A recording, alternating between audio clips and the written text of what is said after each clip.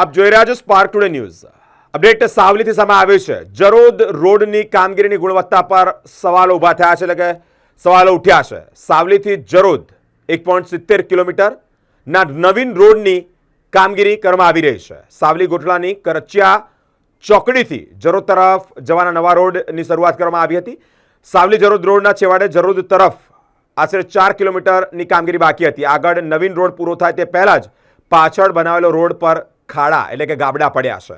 આશરે 80 કરોડના ખર્ચે નવનિર્માણ કરાયેલા આ રોડ પર ગાબડા પડતા નજરે આવ્યા છે। ઇજારદાર દ્વારા ખાડાઓમાં કાચો માલ નાખી અને પુરાણ કરી ઢાંક પીછોડો કરવામાં આવ્યો હોય તેવો પણ પ્રયાસ કરવામાં આવ્યો છે। લોકાર્પણ પહેલા જ રોડ પર મસ્ત મોટા ગાબડા પડતા કરાયેલા કામગીરીની ગુણવત્તા પર અનેક સવાલો ઊભા થયા છે।